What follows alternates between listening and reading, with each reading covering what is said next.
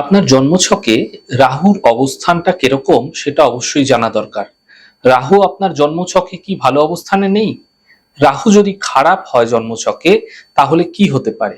দেখুন, রাহু খারাপ হলে বুদ্ধি নাশ পায়, সুবুদ্ধি কাজ করতে পারে না, চিন্তা ভাবনার ক্ষমতা লোপ পেতে থাকে। অনেকে আবার অ্যাডিকশনের শিকার পর্যন্ত হয়, নেশাগ্রস্ত হয়ে পড়ে, লোনের জালে জড়িয়ে পড়ে, না ভেবেচিন্তে লোন নিয়ে ফেলে। একবারও ভাবে না কিভাবে সে লোন পরিশোধ করবে। রাহু খারাপ হলে লোকজন আপনাকে পছন্দ করবে না, আপনাকে পাত্তা দেবে না, আপনার কথার গুরুত্ব দেবে না, আপনি নিজেও ঝাঁ চকচকে থাকতে পারবেন না। কথায় কথায় প্রকাশ্য শত্রু, গোপন শত্রু বৃদ্ধি পেতে থাকবে। বিভিন্নভাবে দুর্ঘটনাগামী হবেন আপনি।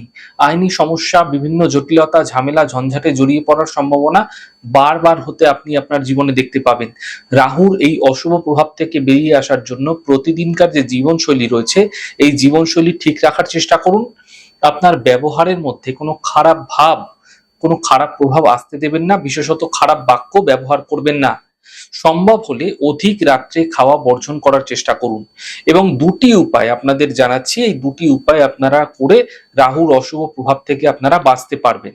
যে কালো কাজল আপনারা চোখে ব্যবহার করেন, এই কালো কাজল একটি ছোট্ট ডিবের মধ্যে নিয়ে যে কোনো অমাবস্যা তিথি চলাকালীন অশ্বত্থ বৃক্ষের গোড়ায় পুঁতে দিন।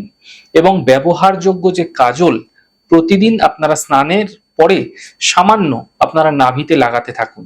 এই প্রক্রিয়া দুটি আপনারা কনস্ট্যান্ট করে যান। রাহুর অশুভ প্রভাব থেকে আপনারা বাঁচতে পারবেন। রাহুর কারণে যে কষ্ট আপনি ভুগছিলেন, যে সমস্যায় পড়ছিলেন, যে ঝঞ্ঝাট আসছিল জীবনে, সেগুলোও কিন্তু দূর হয়ে যেতে আপনারা দেখতে পাবেন।